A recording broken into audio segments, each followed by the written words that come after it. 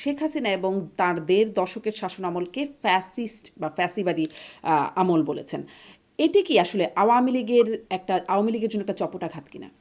যখন তিনি আওয়ামী লীগের রাষ্ট্রপতি ছিলেন তখন আওয়ামী লীগের কথা শুধুমাত্র সংসদে বক্তৃতা নয়, সর্বত্রই বলেছেন। হয়তো তাকে স্বীকার করতে হবে, সারা জীবন ছাত্রলীগ করা, যুবলীগ করা, আওয়ামী লীগ করা তার ভুল ছিল। তিনি এখন তার ভুল বুঝতে পেরেছেন, অথবা যে আদর্শকে ধারণ করে যিনি। আপনাদের সময় একমাত্র তিনি ছিলেন যখন তার রাষ্ট্রপতি নিয়োগটা হয়। আপনারা কি এটার জন্য অনুশোচনা করেন যে তেলাপোকা কিন্তু হাজার বছর ধরে টিকে আছে, ডাইনোসর হুম কিন্তু হুম বিদায় নিয়েছে অনেকদিন আগেই। হুম। সুতরাং তেলাপোকার মতো টিকে থাকবে নাকি একজন মানুষের মতো টিকে থাকবে, সেটা শাহাবুদ্দিন চুপ্পুকে এবার আপনারা সবাই চলে গেলেন, সাবেক প্রধানমন্ত্রীও দেশ ছেড়ে চলে গেলেন, তাকে তো কেউ নিয়ে গেলেন না, বা তিনি ওই সময় কি করতেন? কোটি কোটি কর্মী সমর্থক, কোটি কোটি নেতা, কোটি কোটি সংসদ, শত শত সংসদ সদস্য এবং জেলা পর্যায়ের উপজেলা পর্যায়ের নেতারা বাংলাদেশে আছেন, তারা পালায়নি। আর জাতীয় সঙ্গীত আমার সোনার বাংলা, আমি তোমায় ভালোবাসি, যাদের অন্তরে নাই তাদের কানে আসলে বাজে না। এমনটা কি নিশ্চয়ই হতে কারণ পারে যে আছে। রাষ্ট্রপতি এসেছেন এজন্য তারা দাঁড়িয়ে গেছেন, আর সেই প্রতিবাদে তারা দাঁড়ান নাই? কিন্তু সংসদের প্রধানমন্ত্রী তিনি বেশ প্রশংসা পাচ্ছেন, তার বিভিন্ন কর্মকাণ্ড, তিনি তার একটা সাধারণ জীবনযাপন দেখা যাচ্ছে। আপনি কোনোভাবে এক্সপ্লেন করতে পারবেন? যার পদত্যাগ চাইলাম উপদেষ্টা হিসেবে, তাকে পররাষ্ট্রমন্ত্রী করলাম ইন্ডিয়ার আশীর্বাদে এবং ইন্ডিয়ার সমর্থন নিয়ে, এবার তারা নির্বাচনটি করেছে। তো জামাতে সেই কারণে ইসলামের সেই অভিযোগটাই কি ঠিক? কিভাবে ভারত আসলে ক্ষমতায় বসায়? যেমন বাংলাদেশের সামরিক বাহিনীর যে বাজেটটি আছে, তার কিন্তু অডিট হয়। কিন্তু যদি সেটা নিয়ে প্রশ্ন ওঠে, যেমন ধরেন আমাদের নির্বাচনে ইন্ডিয়া ক্ষমতায় বসেছে, খুবই গুরুতর অভিযোগ, আপনি হয়তো ভবিষ্যতে জামাতে ইসলাম যদি কোনো মহিলা নির্বাচন করার চেষ্টা করে, আপনাকে নিয়ে আসতেও পারে। আপনাদেরকে ক্ষমতায় কে বসিয়েছে? ভারত। এখন শুনছি বিএনপিকে এইবার কে ক্ষমতায় বসালো? জামাতও বলছে ভারত, আপনারাও বলছেন যে ভারতই নাকি যা ক্ষমতায়। রটে তা কিছুটা বটে। বিশেষ করে আপনাদের বিরুদ্ধে রটনা এত বেশি, তার কতটা বটেছে বলে আপনারা স্বীকার করেন? প্রশ্ন হবে লাগামহীন, জানতে চাই, জানাতে চাই এই সময়ের pulse of politics. Sheikh Hasina এবং তার ১.৫ দশকের শাসনামলকে ফ্যাসিবাদী আখ্যা দিয়ে জাতীয় সংসদের প্রথম অধিবেশনে ভাষণ দিয়েছেন আওয়ামী লীগ আমলে মূলত শেখ হাসিনা নিযুক্ত রাষ্ট্রপতি শাহাবুদ্দিন চুপ্পু। আওয়ামী লীগ আমলের দুর্নীতি থেকে শুরু করে নানা অভিযোগ উল্লেখ করে তিনি বক্তব্য শেষ করেছেন বিএনপির দলীয় স্লোগান বাংলাদেশ জিন্দাবাদ বলে। এটা কি আওয়ামী লীগের গালে একটি চপেটাঘাত? এমন একজন ব্যক্তিকে রাষ্ট্রপতি নিয়োগ দেয়ায় কি অনুশোচিত দলটি? কিন্তু ৫ই আগস্টের পর দলের শীর্ষ নেতৃত্ব সহ দায়িত্বশীলরা যেভাবে পালিয়ে গিয়েছিলেন, সেখানে রাষ্ট্রপতি তো একরকম বঙ্গভবনেই আটকে ছিলেন। সেই পরিস্থিতিতে তাঁর করারই বা কি ছিল? বর্তমান পরিস্থিতিতে রাষ্ট্রপতির কাছে আওয়ামী লীগের প্রত্যাশা কি? নিজেদের উপস্থিতি ছাড়া এই সংসদকে কিভাবে মূল্যায়ন করছে দলটি? নির্বাচন নিয়ে কড়া সমালোচনা করে আওয়ামী লীগ সভানেত্রী শেখ হাসিনা সম্প্রতি বলেছেন, আমাদের বিরুদ্ধে অভিযোগ ছিল রাতের ভোটের, আর এবারের ভোট হয়েছে সন্ধ্যা থেকেই। তিনি আরো বলেছেন, সামনে আইনজীবীদের নির্বাচন থেকে শুরু করে স্থানীয় সরকার সহ সব নির্বাচনে অংশ নেবে আওয়ামী লীগ। তাহলে কি এভাবেই নির্বাচনী রাজনীতিতে ফিরতে চায় দলটি?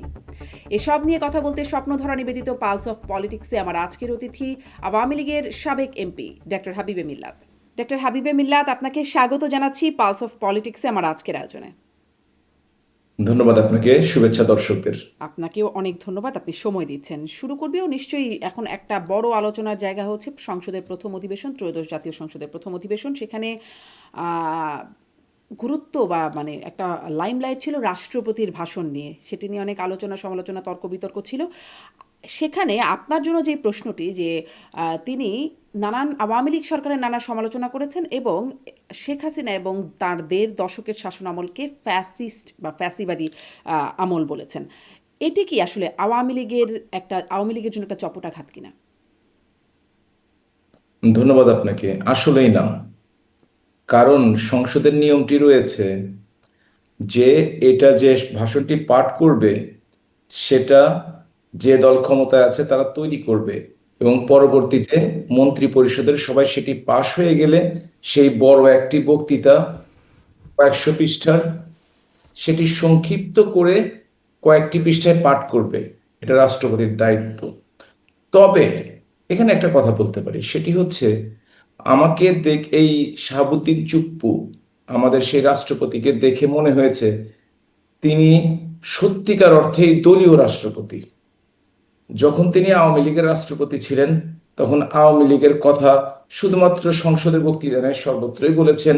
আওয়ামী লীগের প্রিয় রাষ্ট্রপতি হিসেবে পরবর্তীকালে তত্ত্বাবধায়ক ঠিক অন্তর্বর্তীকালীন সময়ে তিনি চেষ্টা করেছেন তাদের সাথে মিশে যেতে, কিন্তু তৎকালীন ওই জামাতে ইসলাম ছাত্ররা তাদেরকে বাধা দেওয়ার কারণে তিনি সেই সুযোগটি পাননি। হয়তো মনে মনে দুঃখ পেয়েছেন যে এইখানে হয়তোবা তার মোসাবিটা কাজে লাগেনি।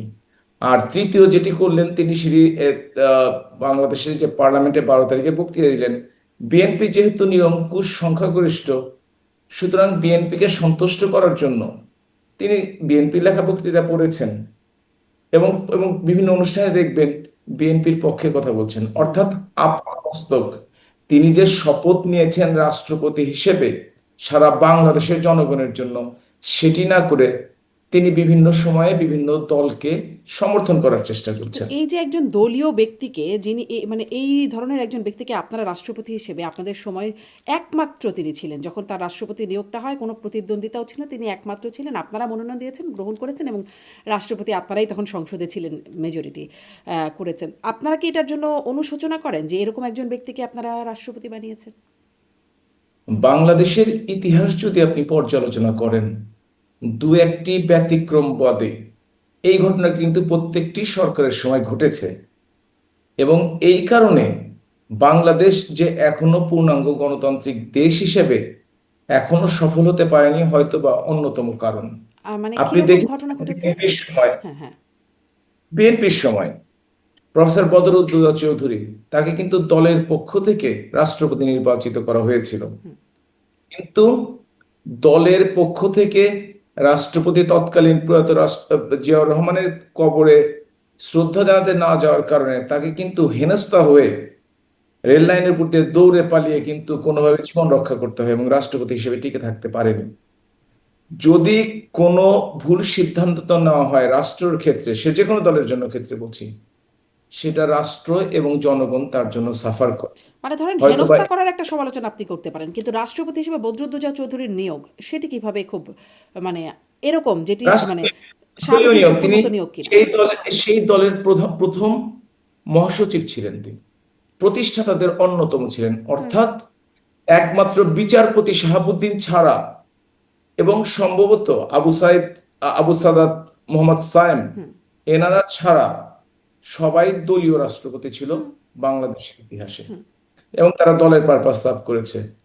অথচ যখন তারা শপথ নেন, তারা কিন্তু বাংলাদেশের স্বাধীনতা, সার্বভৌমত্ব এবং জনগণের স্বার্থ রক্ষার জন্য শপথ নেন।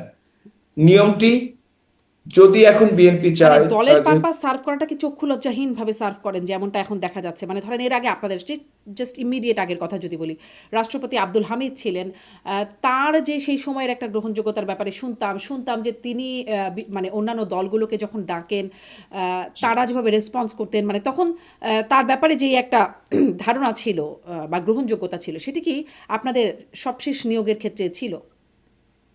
পার্থক্য ছিল, অবশ্যই পার্থক্য ছিল, কোনো সন্দেহ নেই, এবং নিয়োগটি সঠিক হয়েছে কিনা অবশ্যই আমাদের বিবেচনা করে দেখতে হবে।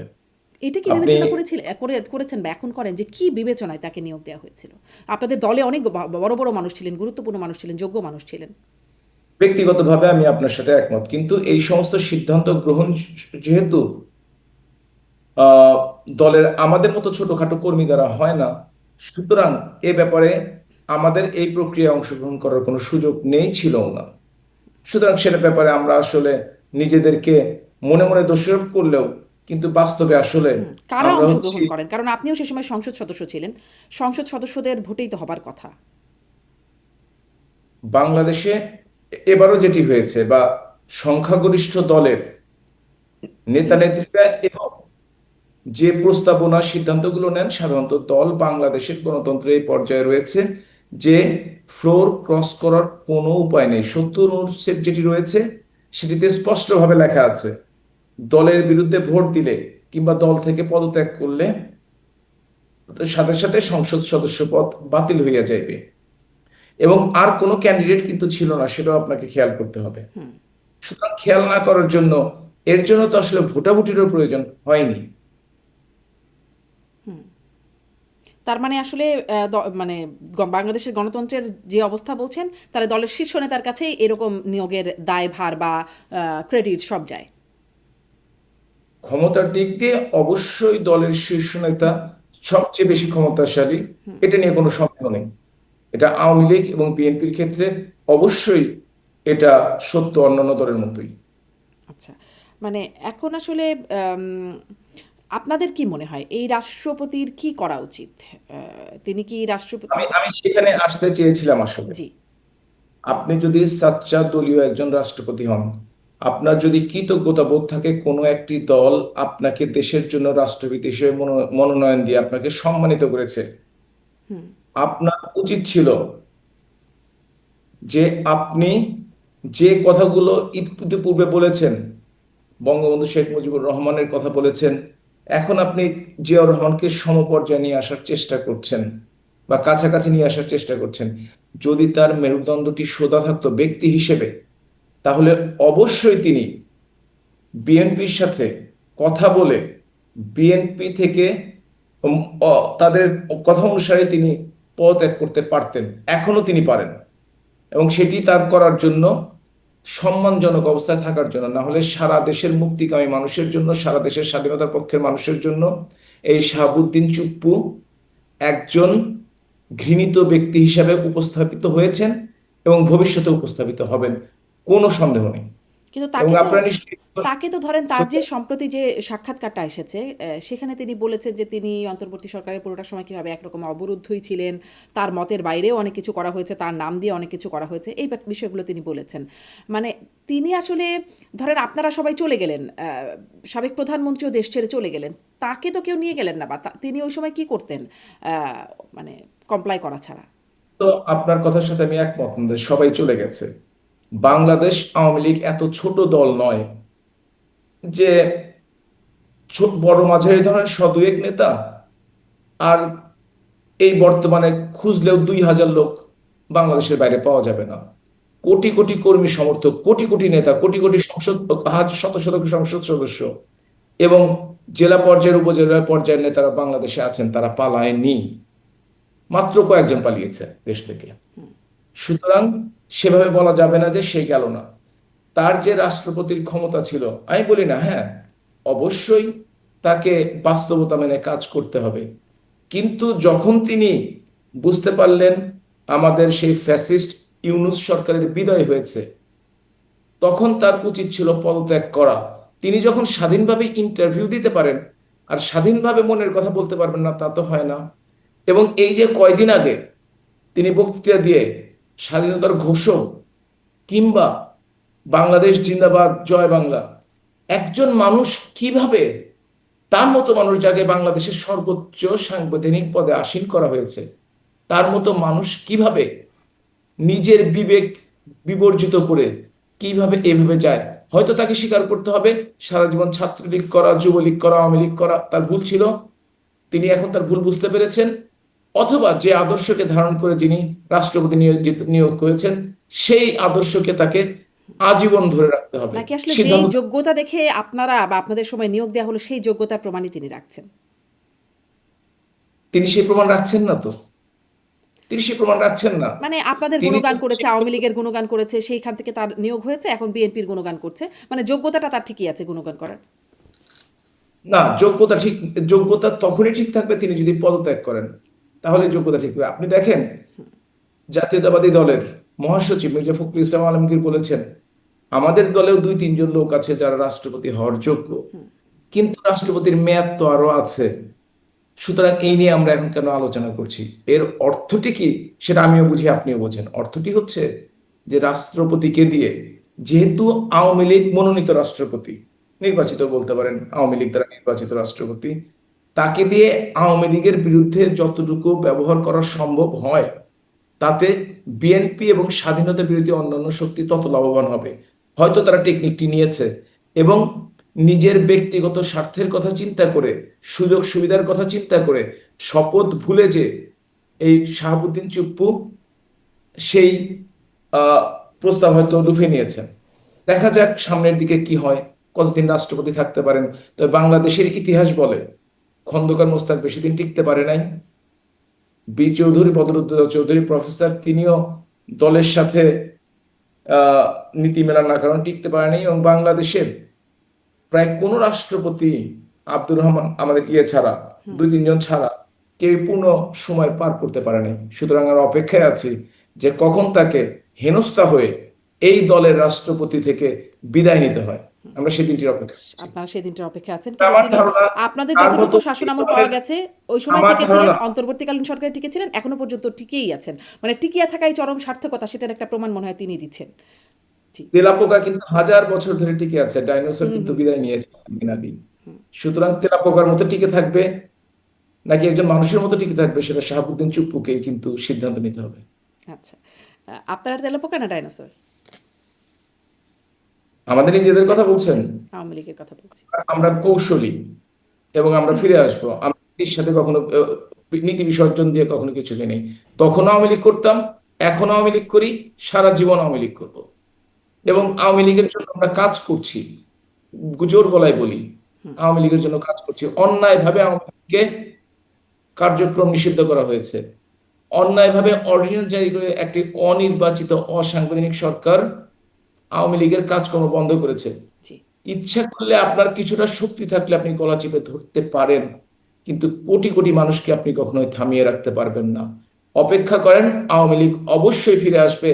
পৃথিবীতে কোনো শক্তি নেই, ইনশাল্লাহ আওয়ামী লীগ ফিরে আসবে। জি। এবং বিএনপিও ঠিক আসলে ভালোভাবে এই অপেক্ষার কথাই বলতো। আমরা যখন জিজ্ঞাসা করতাম ঈদের পরে, শীতের পরে আপনাদের কখন আন্দোলন বা কখন আপনাদের আসলে সেই দিনটি আসবে, আপনারা তো বলেই যাচ্ছেন, তখন তারাও আসলে এটা বলতেন, অপেক্ষা করেন, মানুষকে বেশি দিন এভাবে চাপিয়ে রাখা যায় না। মানে আমরা কিন্তু সে কথা বলিনি। আমরা কিন্তু বলিনি যে ঈদের পরে গরুর মাংস খেয়ে রোজার পরে আমরা ফিরে আসছি। আমরা বলেছি আমরা ফিরে আসছি। আমরা কিন্তু আজকে পর্যন্ত বাংলাদেশের আওয়ামী লীগের দায়িত্বশীল পর্যায় থেকে কিন্তু এআই দ্বারা তৈরি না হলে এখন পর্যন্ত বলা হয়নি কবে আমরা ফিরে আসছি। আমরা জানি আমরা ফিরে আসছি, ইনশাল্লাহ ফিরে আসবো। কিন্তু আপনাদের মাথায়, নিজেদের মাথায় কি কোনো টাইম লাইন আছে? মানে তারা তো একটা টাইম লাইন দিতেন, হয়তো সেটা এটা কি মানে আপনাকে বলতে যাব? না বলুন, কিন্তু এতটুকু বলেন আপনাদের মাথায় আছে কিনা, টাইম লাইনটা আমাকে না বলেন।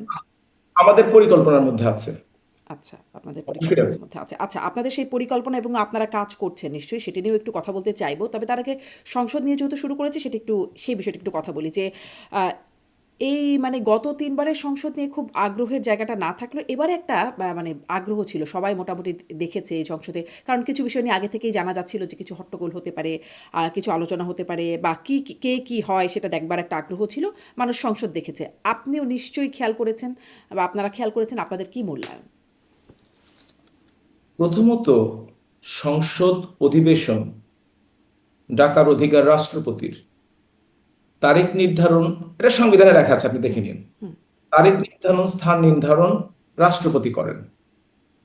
সেই রাষ্ট্রপতির আহ্বানে আপনি সংসদে আসলেন, তার তারিখ স্থান সময় নির্ধারণের পরে, তার তার আমন্ত্রণে এসেই আপনি বাসায় যিনি আপনাকে আমন্ত্রণ করেছে তার বিরুদ্ধে বিষোদগার শুরু করলেন। সেটাতে পরে আসছি। আপনি যখন অন্তর্বর্তীকালীন সরকার হিসেবে শপথ গ্রহণ করলেন, তার মধ্যে ছাত্র উপদেষ্টারা ছিল যারা আজকাল বিরাট বিপ্লবী হয়ে গেছে, তারাও সংসদ সেই সময় শপথ নিয়েছে, তখন তাদের কোনো অসুবিধা হয়নি। এখন রাষ্ট্রপতির বক্তৃতার সময় যখন জাতীয় সঙ্গীত বাজে, জামাত ইসলাম তো বরাবরই স্বাধীনতা বিরোধী। ৩০ লক্ষ শহীদ, ২ লক্ষ মা বোনের সম্ভ্রমের সাথে তাদের নাম সরাসরি যুক্ত। সুতরাং তারা জাতীয় সঙ্গীতের সময় দাঁড়াবে না, সম্মান প্রদর্শন করবে না, এটাতে আমি খুব একটা অবাক হই নাই। জি। ডাক্তার হাবিবে মিল্লাত, একটু আমি দেখছিলাম আব্দুল হান্নান মাসুদ, তিনিও একজন এমপি হয়েছেন। তিনি একটা স্ট্যাটাস দিচ্ছেন যে আসলে এখানে কিছু ভুল বোঝাবুঝি নাকি হচ্ছে। আমিও জানি না। এই সমালোচনাটা গতকাল আমারই অনুষ্ঠানে ডাক্তার আব্দুল নূর তুষার, তিনিও এই সমালোচনাটা করছিলেন। এটা আসলেই খুব সমালোচনা হচ্ছে। জাতীয় সঙ্গীতের সময় আমরা দেখেছি মির্জা ফখরুল ইসলাম আলমগীর ইশারা করছেন, রাষ্ট্রপতির পেছন থেকে কর্মকর্তা তিনি ইশারা করছেন দাঁড়ানোর জন্য, কিন্তু আহ, তারা আসলে সময় মতো দাঁড়াচ্ছিলেন না। আসলে নাকি মাইকে শোনা যাচ্ছিল না, তারা শুনতেও পাচ্ছিলেন না যে জাতীয় সঙ্গীতটা বাজছে। যখন তারা বুঝতে পেরেছেন যে জাতীয় সঙ্গীতটা বাজছে, হাসনাত আবদুল্লাহর ইশারায় তখন তারা দাঁড়িয়েছেন। এই একটা ব্যাখ্যা তারা দিচ্ছেন। আমরা ছোটবেলায় শুনেছি কার জন্য ছলের অভাব হয় না, মানে ছলনা করতে হবে, কোনো একটা কাজকে জাস্টিফাই করতে হবে। সবাই যখন দাঁড়িয়ে গেল, আপনি বসে রইলেন কেন? কোনো নিশ্চয়ই কারণ আছে। যখন দেশের প্রধানমন্ত্রী থেকে শুরু করে মন্ত্রীবর্গ দাঁড়িয়ে যায়, এমনটা কি নিশ্চয়ই হতে কারণ পারে যে আছে। রাষ্ট্রপতি এসেছেন এজন্য তারা দাঁড়িয়ে গেছেন, আর সেই প্রতিবাদে তারা দাঁড়ান নাই? আপনি যদি খেয়াল করে দেখেন, সংসদে যাওয়ার অভিজ্ঞতা আমার আছে। জি, এই জন্যই জিজ্ঞাসা। রাষ্ট্রপতি আসেন, রাষ্ট্রপতি বসেন, জাতীয় সঙ্গীত বাজতে থাকে। হুম, আর জাতীয় সঙ্গীত আমার সোনার বাংলা, আমি তোমায় ভালোবাসি, যাদের অন্তরে নাই তাদের কানে আসলে বাজে না। যদি যদি সরকার পক্ষ সেটা শুনতে পায়, হুম, বিরোধী পক্ষ কেন শুনতে পাবে না? এবং মাসুদ আবুল এই যে আপনি এনসিপির যে হুম, কথাগুলো বললেন, এনসিপি কারা? তারা তো এক্সটেনশন। এবং তাদেরকে কেন দলে নেওয়া হয়েছে? যাতে তারা যে কথাগুলো বলতে না পারে তাদেরকে দিয়ে বলিয়ে ব্যাপারটাকে হালাল করে নেওয়ার জন্য। সুতরাং জামাতে ইসলাম দাঁড়ায় নাই, আব্দুল হান্নান মাসুদ স্ট্যাটাস দেন, কারণ জামাতের আমির দিতে পারতো না? সংসদের বিরোধী দলের নেতা, এখন তার দায়িত্বের মধ্যে ছিল না? হুম। সে বাইরে যে সংবাদ সম্মেলন করলো, তখন তার কথা বলা উচিত ছিল যে আমরা ক্ষমা চাই, আমরা বুঝতে পারিনি। বলার দরকার ছিল কিনা আব্দুল হান্নান মাসুদকে কেন জামাতের পক্ষে কথা বলতে হবে? সে তো হুইপও না, সে তো চিফ হুইপও না, সে তো বিরোধী দলের নেতাও না, উপনেতাও না। কোন অধিকারে সেই স্ট্যাটাস দিল? আবার আপনি সেই স্ট্যাটাস নিয়ে কথা বলছেন তাদের সাফাই গাওয়ার জন্য? না, বা তাদের তাদের সাফাই তারা গাওয়ার জন্য সাফাই তাদের একটা গাইতে- ব্যাখ্যা তারা না বলছেন। না তিনিও না একজন না, সংসদ সদস্য, তাদের সংসদে আমার কথা উপস্থিত শেষ থেকে শেষ তিনি করে নেই। ব্যাখ্যাটা দিয়েছেন। তাদের সাফাই প্রচার করার জন্য কোনো দরকার ছিল না এই কথাটি বলার।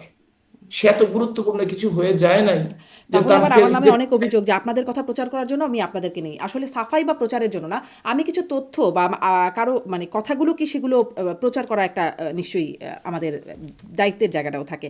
আচ্ছা, কিন্তু সংসদকে যে আর দায়িত্বটি হ্যাঁ, ছলনা করে করা, যে দায়িত্বটি অন্যের অপরাধকে হালাল করার জন্য করা, সেটি না বলাই না, আসলে ভালো। হালাল করার জনগণ জন্য যদি বিভ্রান্ত। হতো তাহলে তো আমি একাই বলতাম। আপনাকে প্রশ্নটা করতাম না। আপনি নিশ্চয়ই এটার একটা জনগণ ব্যাখ্যাও দেওয়ার সুযোগ পেয়েছেন। জনগণ বিভ্রান্ত হয়। আপনারা খুবই জনপ্রিয়, আপনাদের মুখ থেকে একটি কথা উচ্চারণ হলে বিশ্বাস করেন, আপনাকে আমি বলছি, আপনার কথায় অনেকে বিভ্রান্ত হয়। যদি আপনি বলেন বিভ্রান্ত না, বিশ্বাস করে, আচ্ছা, আপনার যাক। প্রশংসা। আচ্ছা, যাক, যাক। এটা আমার প্রশংসা শুনে ভাল লাগলো। কিন্তু আমি আসলে নিজে মত না দিয়ে আপনার কাছে প্রশ্ন করছিলাম যে এই ব্যাখ্যাটা তিনি দিয়েছেন, ব্যাখ্যাটা আপনার কাছে কেমন গ্রহণযোগ্য মনে হচ্ছে কিনা? আপনি বললেন আপনার কাছে একদমই গ্রহণযোগ্য মনে হচ্ছে না। সেই বার্তাটাও মানুষের কাছেই গেল। আমি মানে বলছিলাম যে সংসদ নিয়ে আপনি বলছিলেন যে কেমন সেখানে একটা সমালোচনার জায়গা করছেন।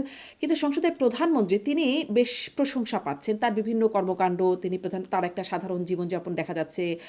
তিনি শনিবারে অফিস করছেন। মানে টুকটাক ছোট, ছোট অনেকগুলো বিষয়ে বেশ আলোচনায় আসছে বা গণমাধ্যম হয়তো বেশি করেও আলোচনায় আনছে। এবং তিনি বিভিন্ন ক্ষেত্রে কিছু, কিছু তেলবাজি যেগুলোকে তিনি প্রশ্রয় না দেওয়ার ঘটনাগুলো উঠে আসছে। যার কারণে মোটামুটি বেশ এখন পর্যন্ত প্রশংসিতই হচ্ছে। আপনাদের কাছে আসলে কেমন মনে হচ্ছে? প্রধানমন্ত্রীকে আপনারা কিভাবে মূল্যায়ন করছেন? আমি আপনাদের না বলে আমাকে জিজ্ঞেস আচ্ছা, করলে আমি আপনার আমার কাছে। জি। সেটা হচ্ছে যে ফিরে আসা থেকে শুরু করে আজকে পর্যন্ত দলীয় মন্তব্য করতে পারে, সেটা অবশ্যই আমাদেরকে দুঃখ দেয় বা ব্যথা দেয়, কিন্তু কর্মকাণ্ড সম্বন্ধে খুব একটা সমালোচনার জন্ম এখনো দিতে পারেনি বলে আমি এটা এখন পর্যন্ত দেখছি। তবে বাংলাদেশের জনগণ কিন্তু চায় না যে আমি ব্যক্তিগত গাড়ি ব্যবহার করলাম না সরকারি গাড়ি ব্যবহার করলাম। তারা চায় বাজারের দ্রব্যমূল্য কম কিনা।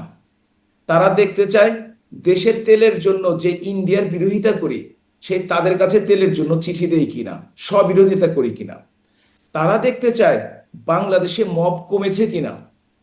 তারা দেখতে চায় আমরা সন্ত্রাস, বাংলাদেশের দুর্নীতি ঘুষের যে চিত্র, সেই চিত্রটি বদলেছে কিনা।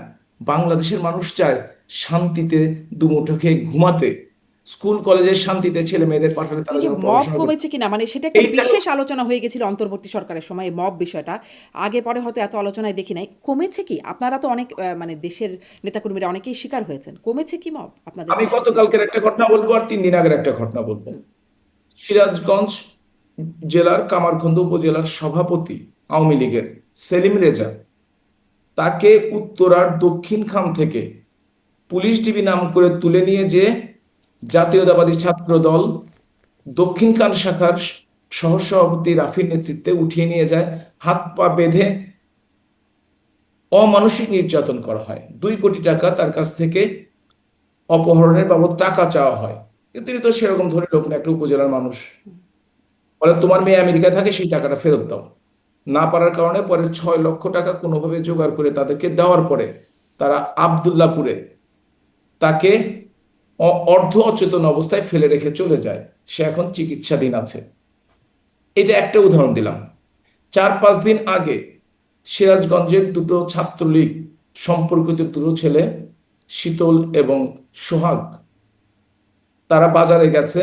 ছাত্র দলের সভাপতি সবুজ, সিরাজগঞ্জ জেলার নাম ধরেই বলছি, সে এসে মব সৃষ্টি করে তাদের পিটানো শুরু করেছে। যাই হোক, জনগণ তাদের উদ্ধার করে সিরাজগঞ্জের শহীদ মনসুর আলী মেডিকেল কলেজে হাসপাতালে পাঠিয়েছে চিকিৎসার জন্য। এটা শুধু দুটো ঘটনা বললাম আমার নিজের শহরের কথা। এভাবে সারা বাংলাদেশি চাঁদাবাজি, মববাজি, সন্ত্রাস, দুর্নীতি, ঘুষ, একটু তাকিয়ে দেখবেন, চোখ কান খোলা রেখে দেখবেন, কোনোটি এখন পর্যন্ত কমেনি। তবে সরকারের বয়স 1 মাসেরও কম। ফ্যাসিস্ট ইউনূস যেভাবে সরকারকে রেখে গেছে সেটা পরিবর্তন করতে আসলে এই মুহূর্তে 1 মাসকে আমি খুব কম সময় হিসেবেই ধরবো, বা আবার 1 মাসের কম। আবার ইউনূস সরকার বলেছে আপনারা দেশকে যে অবস্থায় রেখে গেছেন সেখানের থেকে আসলে ঠিক করতে তিনি আসলে তারও সময় দরকার। 18 মাস সময় দেওয়া হয়েছে, ঠিক আছে।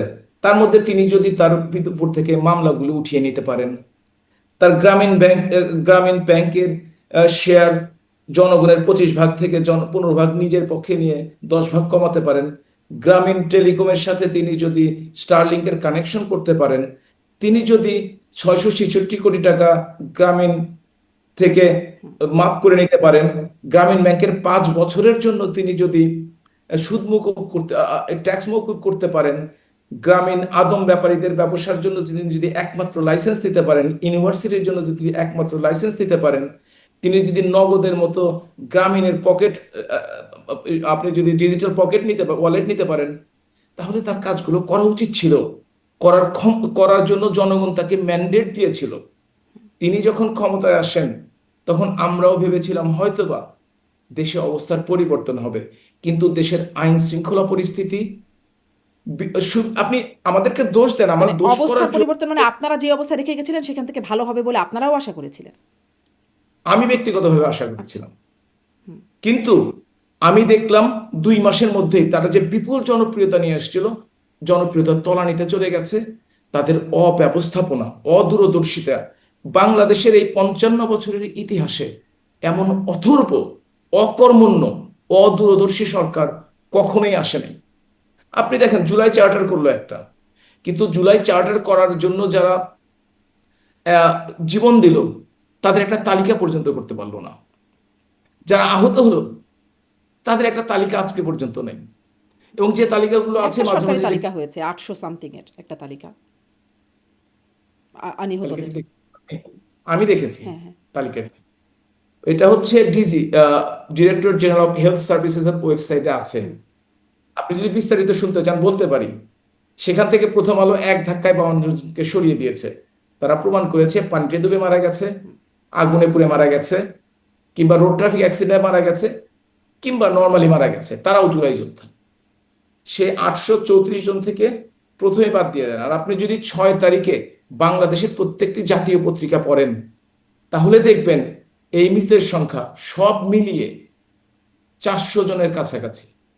আবার জামাতে ইসলাম তারা 10 খণ্ডের বই বের করেছে জুলাই কিন্তু যোদ্ধা ধরেন নামে। যারা ওই 6 তারিখে মৃতের সংখ্যা 400 জনের কাছাকাছি, পরবর্তীতে জুলাই যোদ্ধা বা জুলাই আহত হিসেবে যারা আছেন তারাও মারা গেছেন, ওই সংখ্যাটাও তো যুক্ত হবে।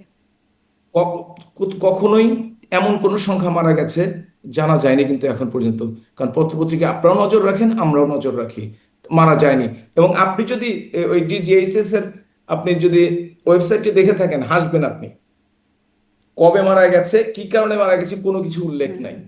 শুধু নামের একটি তালিকা, ঠিকানা সহ আছে। এবং আপনি যদি জামাতে ইসলামীটা দেখে থাকেন তাহলে দেখবেন তারা 10 খণ্ড বই বের করেছে। তারা আবার করেছে কি, 15ই জুলাই থেকে শুরু করে 31শে ডিসেম্বর পর্যন্ত টেনে নিয়ে গেছে তারা। সুতরাং, এবং আবার দেখলাম জাতিসংঘ, United Nations human rights commission, তারা বলেছে 1400। আমি ব্যক্তিগতভাবে তাদের অফিসে গিয়ে জিজ্ঞেস করেছি জেনেভাতে, where did you get this number? তারা বলেছে from a reliable sources. But আজকে পর্যন্ত রিলায়েবল সোর্স কি তারা লিস্ট প্রকাশ করতে পারেনি।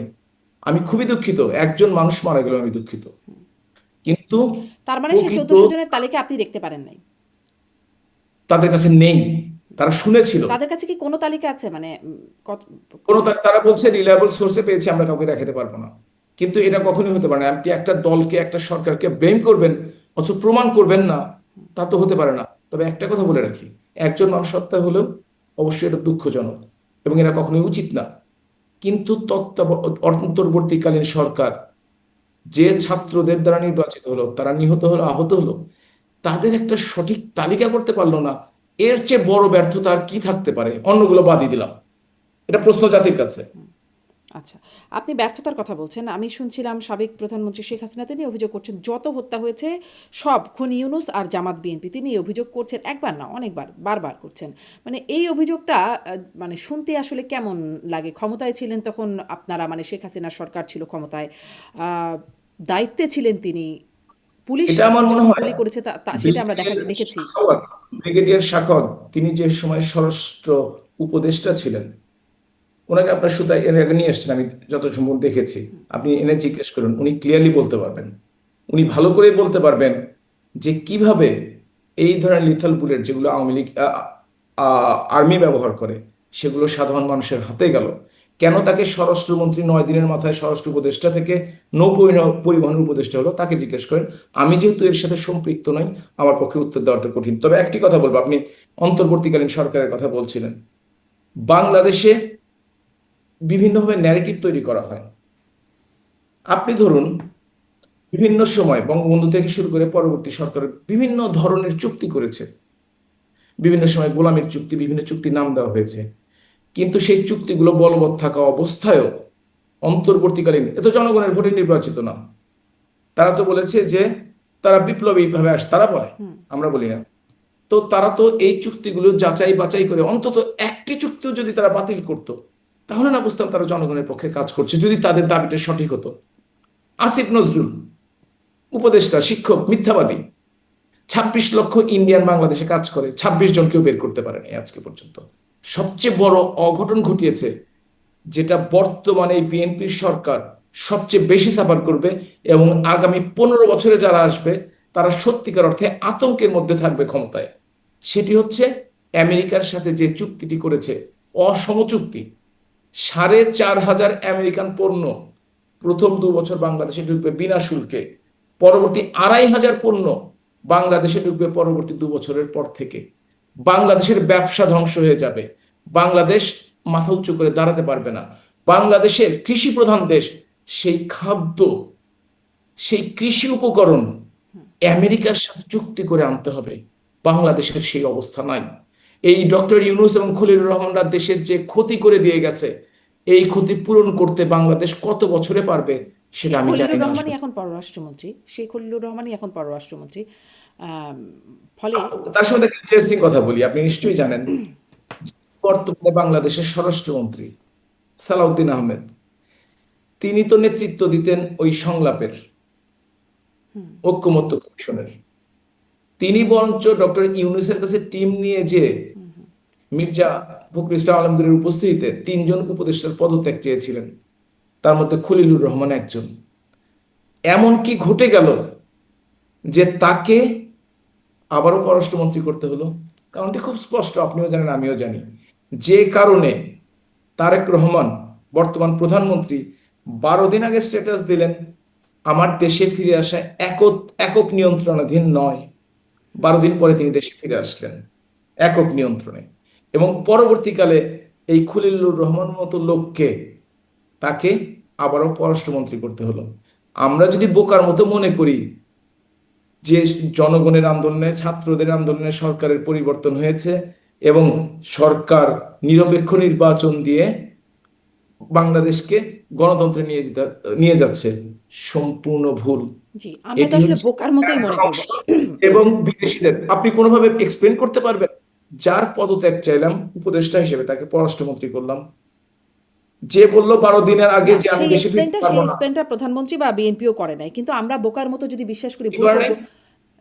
জি, কি করেন আপনি মানে বললেন? সেইটা এক্সপ্লেইন আসলে বিএনপির পক্ষ থেকেও করা হয় নাই যে কেন তাকে পররাষ্ট্রমন্ত্রী করা, আমরা করা প্রশ্ন হবে না, করছি। কারণটা আমরা হ্যাঁ, জানি। কিন্তু কারণ আপনি বিদেশি কুকুরা যতক্ষণ পর্যন্ত তাদের নিয়ন্ত্রণ ঠিক রাখতে পারবে, ততক্ষণ পর্যন্ত তাদের, বিএনপিকেও ক্ষমতায় রাখতে হলে তাদেরকে অবশ্যই তাদের প্রভুদেরকে খুশি করতে হবে। এমনকি পার্শ্ববর্তী দেশ যারা 26 লক্ষ লোক বাংলাদেশে কাজ করে, কিংবা ওই যে কাপড় পুড়িয়ে আমাদের রিজভী ভাই তিনি একটা অ্যান্টি ইন্ডিয়ান সেন্টিমেন্ট তৈরি করলেন, হাতের পাশ থেকে কাপড় ফেলে দিলেন, দিয়ে পুড়িয়ে দিলেন। সেই তারাই কিন্তু ইন্ডিয়ার আশীর্বাদে এবং ইন্ডিয়ার সমর্থন নিয়ে এবার তারা নির্বাচনটি করেছে। এটা স্পষ্ট, এটা সত্য, এটা মিথ্যা কথার কিছু নেই। আপনার অনলাইনে বলছি, সবার সামনে বলছি, হুম। কারণ আমরা জানি ঘটনাটি ঘটেছে। তাহলে তো জামাতে সেই কারণে ইসলামের সেই অভিযোগটাই কি ঠিক? আমার অনুষ্ঠানে ব্যারিস্টার শাহরিয়ার কবির জামাতের পক্ষে কথা বলেন সবসময় তিনি বলছিলেন যে তারেক রহমানকে ক্ষমতায় বসিয়েছে ইন্ডিয়া। তার কথা যদি আংশিক সত্য হয়ে থাকে, বাকি আংশিক হচ্ছে জামাতের আমির শফিকুর রহমান বলেছে আমরা ভারতের সাথে সম্পর্ক উন্নয়ন করতে চাই। নির্বাচনের কয়েকদিন আগেও বলেছে, নির্বাচনের আগের দিনও বলেছে, এবং তারা বলেছে আমরা পরস্পরের সহযোগিতার মাধ্যমে এগিয়ে যেতে চাই। তারাও নিশ্চয়ই কম্প্রোমাইজ করেছে, তারাও যোগাযোগ করেছে। আসলে পার্শ্ববর্তী বড় দেশ কিন্তু থাকলে ডক্টর হাবিবুর মিল্লাত, এই প্রশ্নটা আমি করি, আমি সবসময় শুনেছি, মানে আমরা শুনেছি যে এই যে ভারত আপনাদেরও ক্ষমতায় বসায়, বিএনপিকে ক্ষমতায় বসায়, ক্ষমতায় বসার জন্য জামাতও কথা বলে নাকি, কিন্তু কিভাবে ভারত আসলে ক্ষমতায় বসায়? কিভাবে বসায় হুম। আপনি জানেন, আমরা বিভিন্ন কারণে, ভারত নয় বিভিন্ন দেশের উপর নির্ভরশীল, আমরা কিন্তু নিজেরা স্বয়ংসম্পূর্ণ নই। এবং আপনি যখন দেখবেন কোনো একটি, এইটা নিজেদের টেকনিক, এইটা এইভাবে জনসমক্ষে বুঝলেও বলাটা সম্ভব নয় আসলে, এবং সেটা বলা উচিত নয়। কিন্তু একটা কথা বলতে পারবো যে বিভিন্ন ধরনের সংস্থা থাকে, তারা বিভিন্ন মেকানিজম করে হয়তোবা তারা আহ, কাউকে কাউকে আহ, প্রভাবিত করে নির্বাচনের ফলাফলটা বের করে আনেন। এমনকি জামাতও কিন্তু হুম। বলেছে যে তারা 50টি না, জামাতের আমিরের সিটে যে 50টি কেন্দ্রে তারা এগিয়ে ছিল, পরবর্তীকালে ফল প্রকাশে দেরি হয় এবং ফল পরিবর্তন হয়ে যায়। এনসিপির আহ্বায়ক নাহিদ ইসলাম সম্বন্ধে একই কথা, হুম। বর্তমান প্রধানমন্ত্রী সম্বন্ধে জামাত একই কমপ্লেন করেছে। এবং নির্বাচন সম্বন্ধে, নির্বাচন তো আসলে সত্যি কথা অন্যবারের চেয়ে কম মানুষ মারা গেছে, অন্যবারের চেয়ে আপেক্ষিকভাবে দেখা গেছে যে নির্বাচন শান্তিপূর্ণ। কিন্তু একটি ব্যাপার দেখা গেছে যেটা স্পষ্ট সত্য, যে নির্বাচন জোর করে কাউকে, কোনো দলকে নির্বাচন বাংলাদেশ আওয়ামী লীগকে বাইরে রাখা হয়েছে, কোনো কোনো দল পরিবেশ না থাকার কোনো অংশগ্রহণ করতে পারে নাই, এটা তো সত্য কথা। এবং নির্বাচনের ফলাফল যদি আপনি দেখে থাকেন তাহলে দেখবেন নির্বাচনে জামাতে ইসলাম সর্বোচ্চ 18টি আসন পেয়েছিল, এবার তারা এককভাবে 68টি আসন পেয়েছে, এবং সকলে মিলে তারা 78টি আসন পেয়েছে। বাংলাদেশের সংসদের 1/4 বেশি, তাদের ভোটের সংখ্যা কাস্টিং ভোটের 31 ভাগ। অর্থাৎ এই ভোটগুলো, এবং বিএনপি যে বাকি ভোটগুলো পেল, অন্য দল তো তেমন ভোট টোট পায় নাই কিছু, এই ভোটগুলো কোথা থেকে আসলো সেদিকে যদি আপনি একটু নজর দেন তাহলেই বুঝতে পারবেন ক্ষমতায় আসার মেকানিজমটা কেমন। এবং কোথাও কোথাও 244 ভাগ ভোটও পড়েছে, সেটাও আপনি জানেন সেটা, এবং বাংলাদেশের না, ইতিহাসে এই সেটি হচ্ছে প্রথম। একটা বিজনেস স্ট্যান্ডার্ডের মনে একটা রিপোর্টের কথা বলছেন যে ওটা গণভোট সম্পর্কিত একটা আমি বিষয়। আমি আমি কথাটা শেষ করে নেই। হুম। অবশ্যই রিপোর্টের কথা বলছি এবং সেটা সত্য, সেটাও বলছি, সাথে সাথে এটাও বলছি এই নির্বাচন কমিশনই 2বার ভোটের সংখ্যা কমিয়েছে। গত সপ্তাহে 10 লক্ষেরও বেশি ভোট কমিয়েছে সংখ্যার দিক দিয়ে। এটা কি কখনো সম্ভব কোন এটি একটা নির্বাচনে? সমালোচনার জায়গা, কিন্তু ওইটা একটু আমি বলি, ওই তথ্যটা আমার আমার অনুষ্ঠানে সাবেক প্রেস সচিব, প্রধান উপদেষ্টার প্রেস সচিব, তিনি বলেছেন যে আসলে সংখ্যাটা তার সঙ্গে লিফটেড, আলোচনা না করে টাইপিং মিস্টেক ছিল, আসলে 244%। ডক্টর ইউনূসের পরে যদি কেউ ঘৃণিত ব্যক্তি হয়ে থাকে সে হচ্ছে ওই শফিকুর রহমান, তার নামটা উচ্চারণ করতে ঘৃণা লাগে।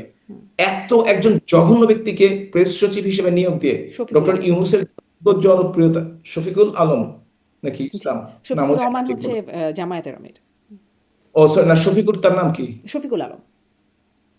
আসলে ডাস্টবিন শফিক বলতে সবাই বলে তো সেটাই মনে থাকে।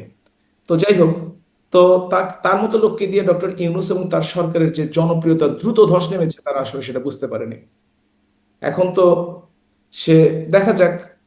তো সে কি বললো আসলে তার কথা আলোচনা করাটা ঠিক হবে না, কারণ সারা বাংলাদেশে আমার মনে হয় সবচেয়ে ঘৃণিত ব্যক্তি সেই এখন ডাস্টবিন শফিক।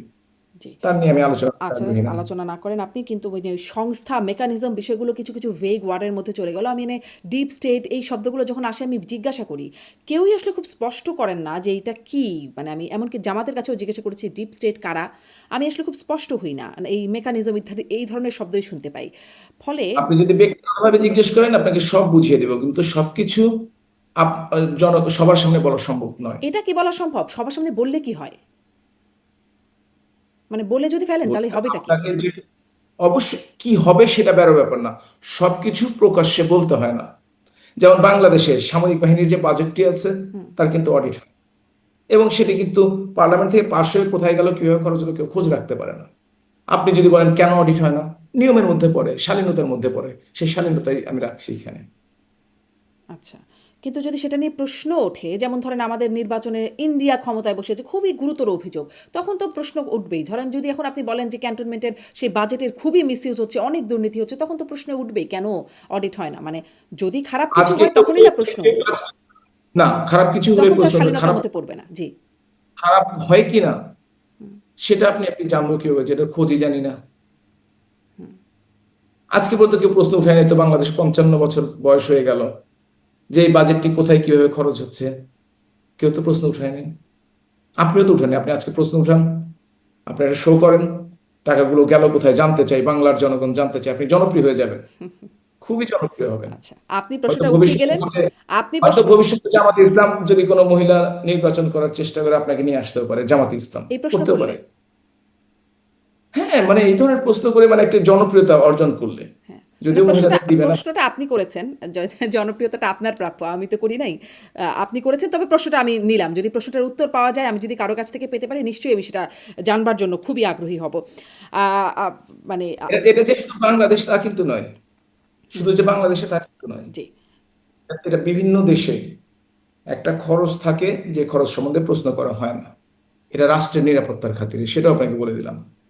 ও তাহলে এটা তো শুধু একটা বাংলাদেশে তাহলে তো একটা ভালো ব্যাখ্যা আছেই যে কেন প্রশ্নটা করা হয় না। করা হয় না, হ্যাঁ।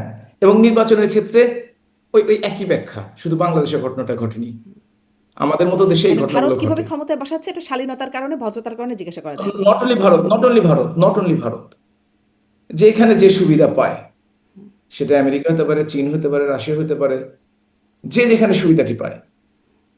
সুতরাং সেইভাবে শুধুমাত্র একটি দেশকে তো দোষারোপ করা যাবে আচ্ছা, না, বা মানে কিন্তু ওই দেশের প্রতি সবসময় বেশি দোষারোপটা থাকে। যেমন আপনাদেরকে ক্ষমতায় কে বসিয়েছে? ভারত। এখন শুনছি বিএনপিকে এইবার কে ক্ষমতায় বসালো? জামাতও বলছে ভারত, আপনারাও বলছেন যে ভারতই নাকি তাদেরই আশীর্বাদে আসলে যা ক্ষমতায়। রটে তা কিছুটা বটে। আচ্ছা। যা রটে তার কিছুটা বটে। এত কিছু রটলো বাংলাদেশে যে বিশেষ করে আপনাদের বিরুদ্ধেই রটনা এত বেশি। তার কতটা বটেছে বলে আপনারা স্বীকার করেন সেই প্রশ্নটা, আচ্ছা এটা অনেক করা হয়েছে। আপনি আপনি যদি জিজ্ঞেস করেন, আমি যতটুকু বুঝি স্বীকার করবো, আর যতটুকু জানি হয়নি বলবো হয়নি। আচ্ছা। ওই যে আপনি বলছিলেন না যে আমরা আসলে বোকার মতো বিশ্বাস করি অনেক কিছুই, মানে যদি মানে বিশ্বাস করাটা, যে তারেক রহমান আসলে বললেন যে একক সিদ্ধান্তের উপর নির্ভরশীল না, কিন্তু 12 দিন পরে তিনি একক সিদ্ধান্তে চলে আসলেন। আমরা আসলে বোকার মতো বিশ্বাস করলে ভুল একক করব। সিদ্ধান্তে আসেননি, হ্যাঁ। একক সিদ্ধান্তে আসেননি আচ্ছা, কার উনি। সিদ্ধান্তে আসছেন সেটাও আপনি বলবেন। কিন্তু আমরা তো বোকার মতোই বিশ্বাস করি যখন সাবেক প্রধানমন্ত্রী শেখ হাসিনা বলেছেন যে যুক্তরাষ্ট্র চাইলে তিনি ক্ষমতায় থাকতে পারতেন। তিনি যুক্তরাষ্ট্র চায়নি বলেই তাকে ক্ষমতা থেকে সরে যেতে হয়েছে। পরে বলছেন যুক্তরাষ্ট্রের হাত আছে, এরকম কোনো বিষয়ের কোনো প্রমাণ নাই। মানে আমরা তো আসলে বোকার মতো বিশ্বাস করা ছাড়া আর কিই বা করব? এই ধরনের কথাকে চ্যালেঞ্জ করার উপায় কি? আপনাকে খোঁজ নিতে হবে। আপনি দেখেন না, আজকাল তো এই ইন্টারনেটের যুগে কোনো কিছুই গোপন থাকে না, হয়তো 2-1 বছর এদিক সেদিক গোপন থাকে, তারপর কিন্তু প্রকাশিত হয়ে যায় কয়েক বছর পরে সবকিছুই। স্বাধীনতা যুদ্ধের সময় কি হয়েছে আমরা কিন্তু সবই প্রায় জানি এখন। তেমনি ভাবে এই পরিবর্তনটি কিভাবে হলো, কিসের জন্য এই কথাগুলো বলতে হলো, সেগুলো অবশ্যই আমরা জানতে পারবো। এবং যদি আমরা বেঁচে থাকি, তাহলে অবশ্যই আমাদের জীবনকালে জানতে জি। পারবো। এর মধ্যে যেকোনো একটা কথা নিশ্চয়ই সত্য, দুটো কথা নিশ্চয়ই সত্য হতে পারে না। বাস্তবতা খুবই কঠিন, এটা মনে রাখতে হবে। আচ্ছা। মানে কঠিন বাস্তবতায় অসত্যটাও অনেক সময় অ্যাকসেপ্টেবল নাকি? আমি আমি অসত্যর কথা বলিনি, আমি বলেছি বাস্তবতার কথা। আচ্ছা। আপনার সেই ব্যাখ্যাটা একটু শুনি। তারেক রহমান আসলে একক সিদ্ধান্তে না, তাহলে কার সিদ্ধান্তে আসলেন বলে আপনার জানা? আমার মনে হয় আপনি তাকে জিজ্ঞেস করেন, কারণ জি। উনি সবচেয়ে ভালো জানেন। আর বাকি যারা আছেন, আপনি ধরেন কি আমরা কিছু গেস্ট। জানেন? মানে মনে হলো আপনি যেন কিছু জানেন, তাই জিজ্ঞাসা করলাম আপনাকে। আমরা শুনেছি, শোনা কথা সবাইকে বলতে হয় না। আচ্ছা, ঠিক আছে। ওকে, শোনা কথায় আবারও সেই পুরনো আলোচনা, শোনা কথা। এটা নিয়ে আপনার সাথে আগেও কথা হয়েছে যে শোনা কথায় কান দিব না দিব না। আ আপনারা এই যে নির্বাচন নিয়ে বলছেন, নির্বাচন নিয়ে প্রশ্ন তুলছেন, আপনারা দল থেকে তো করছেনই। আপনাদের নেত্রী শেখ হাসিনা তিনিও বলছেন যে এটি আসলে আপনাদের বিরুদ্ধে যে অভিযোগ করা হয় রাতের ভোট, এটা আসলে সন্ধ্যা থেকেই এই ভোটটা শুরু হয়ে গেছে। কিন্তু আমি আসলে এই প্রশ্নটা করতে চাই আপনাকে যে এই যে অভিযোগ নির্বাচন নিয়ে, সেটি করে আপনাদের খুব লাভ হচ্ছে কি, বা আপনারা আসলে কেন করছেন? এটি একটা যৌক্তিক অভিযোগ হতে পারে যে এটা ইনক্লুসিভ হয় নাই, বা আপনাদেরকে বাদ রেখে বা আওয়ামী লীগের মতো একটা দলকে বাদ রেখে নির্বাচন করা হয়েছে। কিন্তু এই ভোটটার মধ্যে সুষ্ঠু হলো কি হলো না, এটা নিয়ে আপনারা আসলে কথা বলে লাভ কি? এমন কি যে যদি ভালো ভোট হতো তাহলে ফলাফলটা ভিন্ন হতো? ফলাফল নিয়ে মন্তব্য করা আসলেই কঠিন। কিন্তু আপনি দেখেন, বিএনপি আগে 147টি অভিযোগ করেছে, জামাত করেছে 29টি, এনসিপি 27টি। এবং আপনি যদি আজকে কোর্টে যান, দেখবেন বিএনপির পক্ষ থেকে প্রায় 15টি নির্বাচনে কারচুপির অভিযোগে মামলা করা হচ্ছে। আপনি যদি দেখে থাকেন, জামাতের পক্ষ থেকে 32টি জমা পড়েছে, 8টি না 9টি মামলা ইতিমধ্যে রুজু হয়েছে যে নির্বাচনে কারচুপি হয়েছে। এখন যদি 300-র মধ্যে 50টি এরকম হয়ে থাকে, তাহলে আপনাকে বুঝতে হবে অবশ্যই এর মধ্যে কোনো ঘটনা ছিল। এবং আপনি এরকম দেখুন, ঘটনা ছাড়া কোনো নির্বাচন বাংলাদেশে ঘটেছে? মানে ধরেন না, এটা আমি গতদিনও প্রশ্ন করছিলাম যে সূক্ষ্ম কারচুপি, স্থূল কারচুপি, পুকুর চুরি, সাগর চুরি, এগুলো আমরা সবসময় প্রত্যেকটা নির্বাচনে শুনেছি। এর ব্যতিক্রম কি কখনো হয়েছে? যেটা আমি জানি না। আপনার আপনার কথা ধরে ধরি, যদি এর কোনো ব্যতিক্রমী না হবে 2026-এর নির্বাচন, তাহলে আওয়ামী লীগকে দেশ ছাড়তে হলো কেন? আওয়ামী লীগ তো এর চেয়ে খারাপ কিছু করেনি। এর চেয়ে খারাপ কিছু করে না। আওয়ামী লীগ তো নির্বাচনই করে নাই বলে। আওয়ামী লীগরা তো মানে আর কেউ কে ছিলই না। বলেছে? ওটার মধ্যে নির্বাচন কি? না, আপনি আবার ভুল বললেন। গণতান্ত্রিক দেশে প্রত্যেকটা ব্যক্তি, আপনি আমার ভোট দেওয়ার অধিকার আছে, এবং ভোট না দিতেও দিতে পারি, সেটা আমার অধিকার আছে, সেটা আমার গণতান্ত্রিক অধিকার। তেমনি ভাবে প্রত্যেকটি রাজনৈতিক দলের ভোটে অংশগ্রহণ করার অধিকার আছে। আবার যদি কেউ না নির্বাচনে অংশগ্রহণ করতে চায়, সেটাও অধিকার আছে। কিন্তু অন্যায় হলো সেটি, যেটি গণতন্ত্রের পার্ট নয়, কাউকে জোর করে অন্যায়ভাবে নির্বাচনের বাইরে রাখা, যেটি 2026-এ নির্বাচন হয়েছে। জি, সেটি তো বটেই।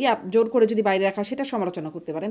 কিন্তু 14, 18 এবং 24 কে আপনারা কিভাবে জায়েজ করবেন? আ যেখানে 14 তে তো আমি তো বলি নাই যে এটা নির্ভুল নির্বাচন হয়েছে। আপনি যে প্রশ্নটি করেছিলেন যে আপনার নির্বাচনে বাইরে রেখেছেন, না, নির্বাচনে কাউকে বাইরে রাখা হয়নি, নির্বাচনে কেউ অংশগ্রহণ করে নাই।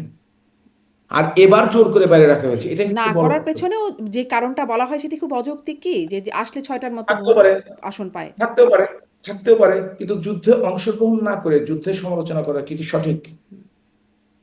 অংশগ্রহণ তো তারা করেছে। ১৮ সালে করেছে। ন্যাড়া আর কয়বার বেলতলায় যাবে? 18 সালে তো তারা পার্লামেন্টেও গেছে। গেছে তো, ৬ টা মাত্র সিট পেয়েছে।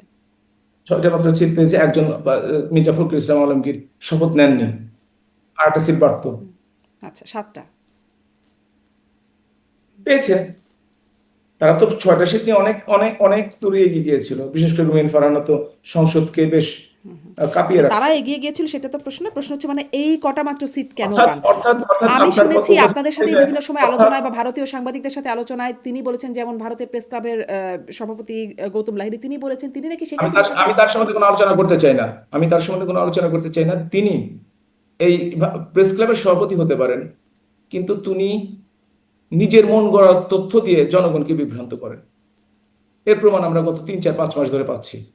সুতরাং তিনিও কারো এজেন্ট হিসেবে কাজ করছেন কিনা, সেটা আমাদের বিবেচনা করে দেখতে হবে। আচ্ছা, তাহলে আসলে আপনি দেখেছেন না, আমি একটা উদাহরণ দিই।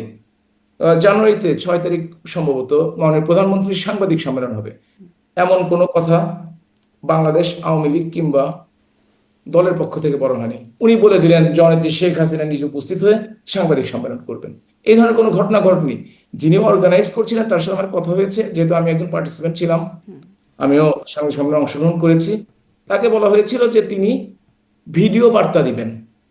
এই ভিডিও বার্তাকে, ওই যে চিলে কান নিয়ে গেছে, বা এই কাকের বাচ্চা হয়েছে, কুকিরের বাচ্চা হয়েছে, গল্পটি আছে না, উনি সেই গল্পটিকে লম্বা করতে করতে জননেত্রী শেখ হাসিনাকে প্রেস ক্লাবে নিয়ে এসছেন এবং এটা বিভ্রান্তির সৃষ্টি করেছেন।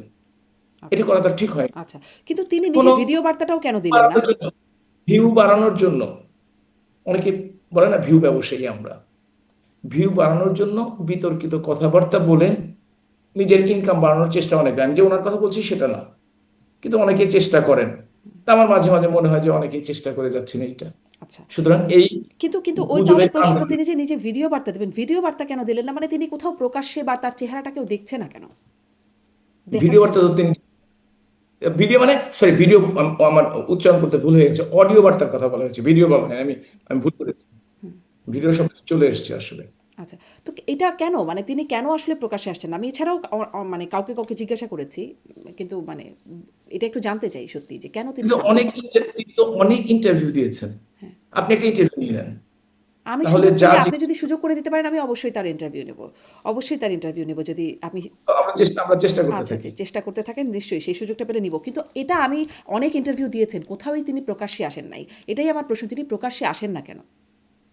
মানে প্রকাশ্যে তিনি আসেন না কোন অর্থে? মানে তার ওনার চেহারাটা আমরা দেখিনি। ৫ই আগস্টের পরে আর তার চেহারা ছবিতে দেখিনি। ওনাকে দেখা যায় না কেন? হ্যাঁ, দেখা যায় না কেন? এক্সাক্টলি। উনি যদি দেখাতে না চান এই মুহূর্তে, উনি যদি সময়ের অপেক্ষায় থাকেন, ওনার যদি স্ট্র্যাটেজি ওইটা হয়ে থাকে, তাহলে তো আমরা মনে করবো যে এই স্ট্র্যাটেজি নিয়ে উনি হয়তো চেষ্টা করছেন। ওনার স্ট্র্যাটেজি আমরা এবার কোনো কথা বলতে পারবো না, তো এক একজনের স্ট্র্যাটেজি এক এক রকম। আচ্ছা। যেমন ধরেন এটা নিয়েও সম্ভবত আপনার সাথে কথা হয়েছিল। সজীব অজয় জয়ের সেই সাক্ষাৎকার আল জাজিরাকে দেয়া। তিনি বলছিলেন যে তার মা বৃদ্ধ হয়ে গেছেন। তিনি আসলে বৃদ্ধ, অসুস্থ এরকম একটা অবস্থায় কি তিনি আছেন? আপনারা হয়তো খোঁজ পাওয়ার চেষ্টা করেন বা খোঁজ রাখেন। এজন্যই প্রশ্নটা আপনার কাছে। মানুষের বয়স হলে বৃদ্ধ বলা যেতে পারে, এটা তো হয়তো সেই অর্থে তিনি বলেছেন। পরবর্তী কিন্তু তিনি বলেছিলেন যে এল্ডারলি শব্দটা ব্যবহার করেছিলেন। প্রথমে ওল্ড ব্যবহার করে এল্ডারলি ব্যবহার করেছিলেন, নাম্বার ওয়ান।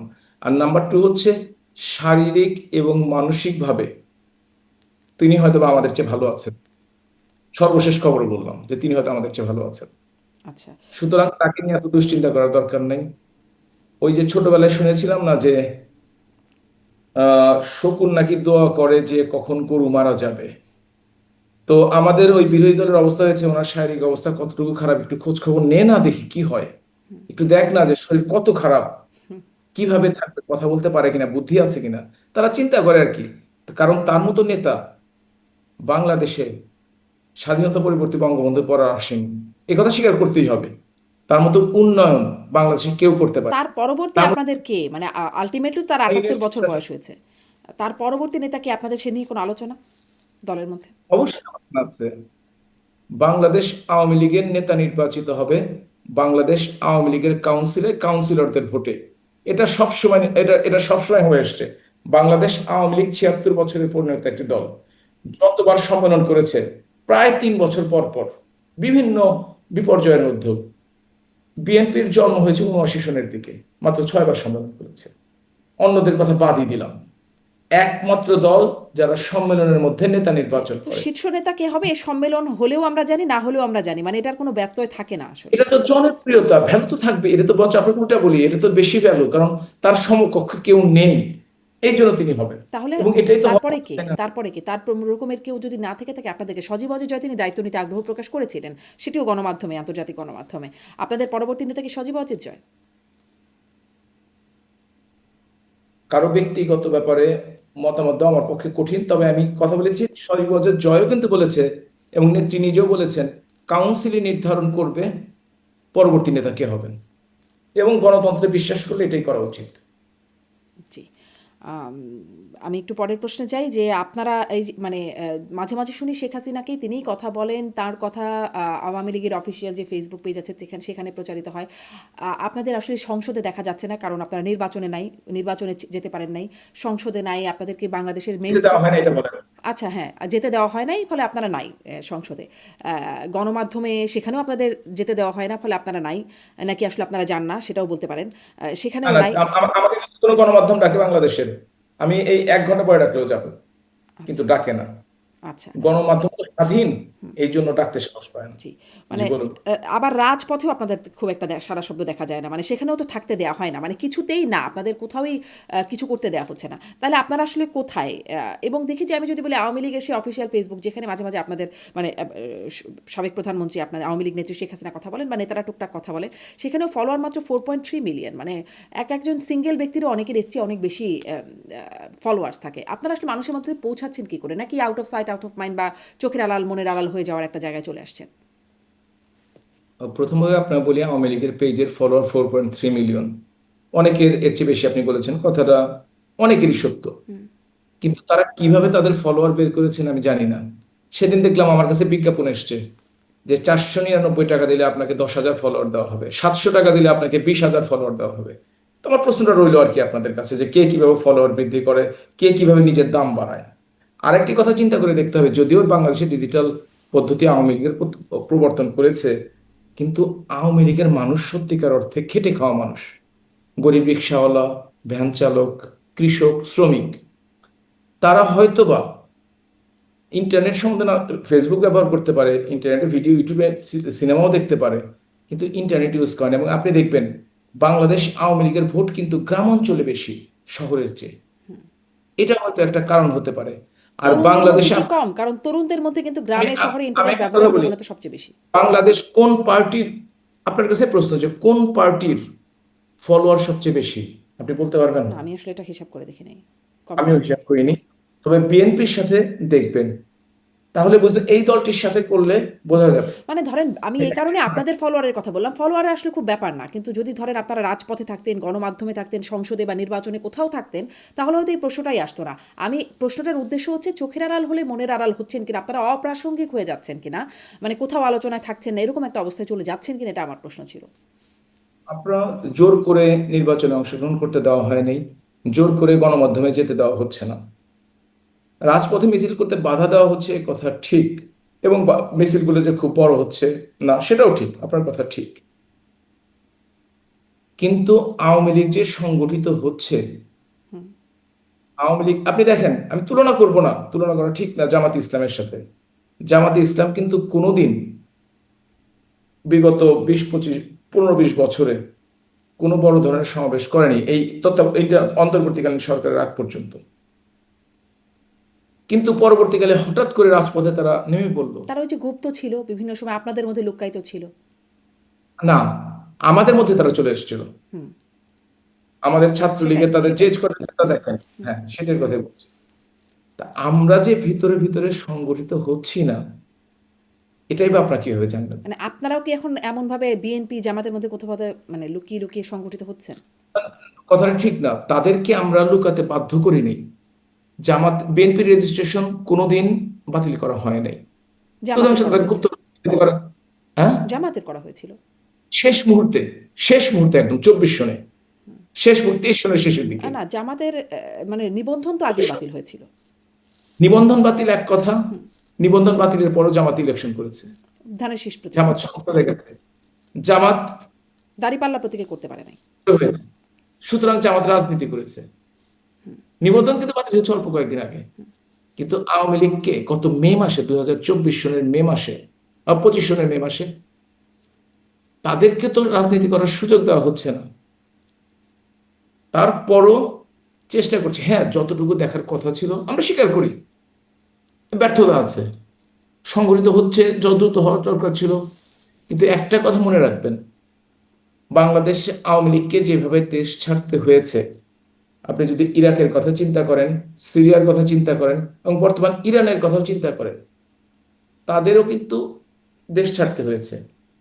কিন্তু 2 মাসের মাথায় রাজপথে সেই দলের সমর্থনে মিছিল হয়েছে, 5 জনের হোক, 10 জনের হোক, 20 জনের হোক, সেটা কিন্তু বাংলাদেশে হয়েছে।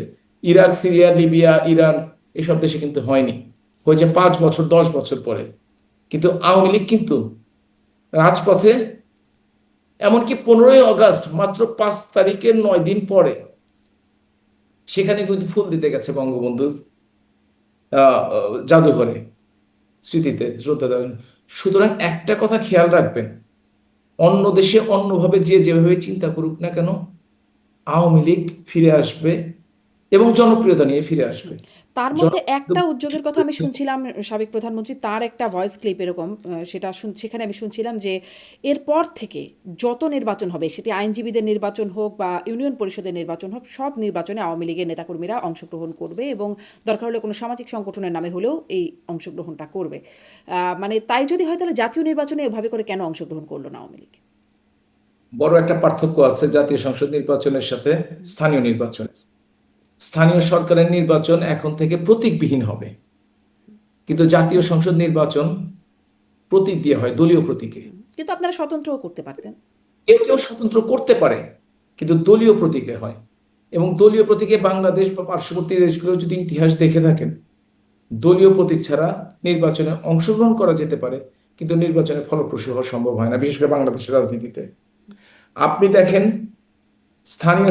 স্থানীয় সরকার নির্বাচনে কোনো প্রতীক থাকবে না, সুতরাং কোনো পার্টির প্রতীক থাকবে না, সুতরাং যে কেউ অংশগ্রহণ করতে পারে। এবং আমরা নিজেরাও প্রস্তুতি নিচ্ছি আমাদের দলের নেতা কর্মীদের দিয়ে, যাতে যে নির্বাচনই আসুক না কেন, আমরা সেই নির্বাচনে যাতে আমাদের ছোট এলাকার মানুষজন নির্বাচনে অংশগ্রহণ করতে পারে, সেই চেষ্টা আমরা করছি। এবং সেভাবেই দেখবেন, যদি জনগণ ভোট দেওয়ার সুযোগ পায়, তাহলে দেখবেন জনপ্রতিনিধিদের কি অবস্থা হয়, বিশেষ করে স্থানীয় সরকারে। আমরা অপেক্ষায় থাকছি, প্রস্তুতি নিচ্ছি এবং পরিকল্পনা করছি। দেখা যাক আপনাদের অপেক্ষা, প্রস্তুতি এবং পরিকল্পনা আসলে কোন দিকে গড়ায়, তখন আপনার সাথে কথা হবে। অনেক ধন্যবাদ ডক্টর হাবিবি মিলাত আপনাকে সময় দেওয়ার জন্য। আপনাকে অসংখ্য ধন্যবাদ আপনার এই জনপ্রিয় একটি অনুষ্ঠানে নিয়ে আসার জন্য। দর্শক, ধন্যবাদ ধন্যবাদ। আপনাদের সবাইকে এতক্ষণ সাথে থাকার জন্য।